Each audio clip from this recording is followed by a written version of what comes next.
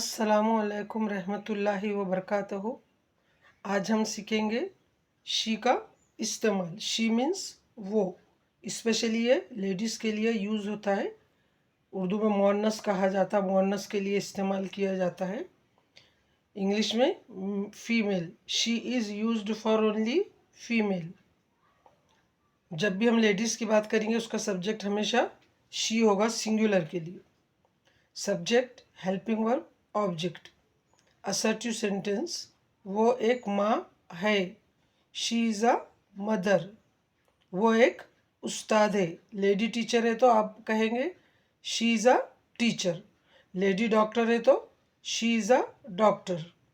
Lady tailor है तो she is a tailor. Lady farmer है तो शी इज़ अ फार्मर। यानी शी के आते ही हमारे ये समझ में आ जाएगा कि लेडीज़ की बात की जा रही है। अब negative sentence, subject, helping verb, not, object. वो एक सहेली नहीं है, she is not a friend. She is not a mother, she is not a sister, she is not an aunty, she is not a tailor, she is not a doctor.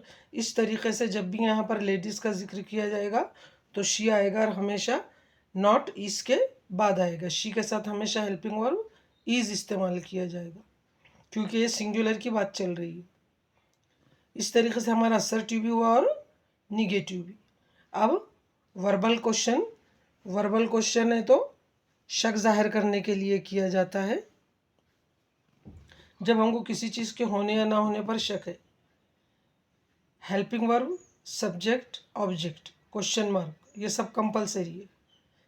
क्या वो एक doctor है, क्या ये शक के लिए इस्तेमाल किया जा रहा है, इसलिए इसका इधर इंग्लिश में कोई ट्रांसलेशन नहीं होगा।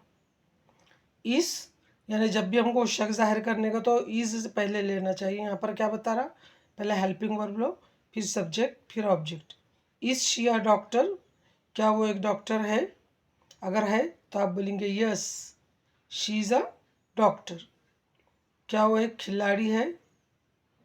इज़ शी अ प्लेयर, नहीं वो एक खिलाड़ी नहीं है। No she is not a player. इस तरीके से वर्बल का क्वेश्चन यस में भी दिया जाएगा और नो में भी दिया जाएगा।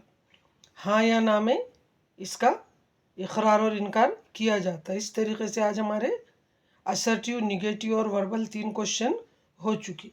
जो लोग उर्दू नहीं जानते, हिंदी और मराठी के स्टूडेंट हैं, मराठी मीडियम के या हिंदी मीडियम के या इंग्लिश मीडियम के, तो अब वो भी इसमें इंग्लिश सीख सकते हैं।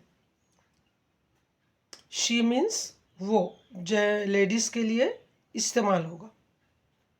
She is a teacher, subject लेंगे पहले शी, फिर हेल्पिंग वर्ब, फिर ऑब्जेक्ट। हिंदी में भी इसी तरीके से ट्रांसलेशन किया जाता, वो एक टीचर है। जिस तरह उर्दू में आता आखिरी में है, तो हिंदी में भी है आता आखिरी में, लेकिन इंग्लिश में है नंबर 2 पे आता। इतना ही डिफरेंस है।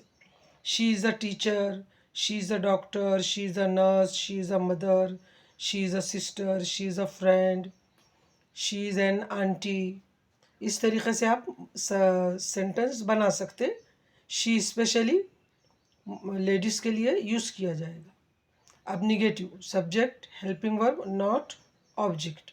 वो एक नर्स नहीं है, she is not a nurse. She is not a doctor, she is not a patient, she is not a friend, she is not a player. इस तरीके से आप बना सकते।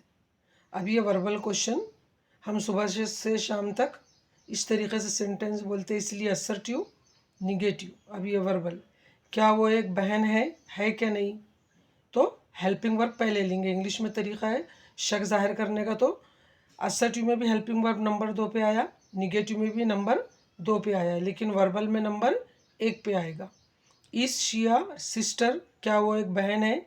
अगर है तो आप बोलेंगे yes she is a sister. और कभी नहीं है तो इस तरीके से, क्या वो एक खिलाड़ी है? Is she a player? No she is not a player. इस तरीके से हमने उर्दू मीडियम के लिए भी और इंग्लिश, मराठी, हिंदी मीडियम के लिए भी ये बताया जा रहा है, आप सब प्रैक्टिस कीजिए। अल्लाह ताला आपको पढ़ने की तौफीक दे और समझने की तौफीक दे। इसकी प्रैक्टिस कीजिए, ओरल रिटर्न, और आपके रिलेटिव्स में भी बताइए। चंपा चौक औरंगाबाद, यहाँ पर हमारी कोचिंग क्लास है, बच्चों फर्स्ट से तो 12 तक, और इंग्लिश स्पोकन का स्पेशल बैच चलता। आप खिदमत का मौका दीजिए और तशरीफ़ लाइए। अल्लाह हाफिज़।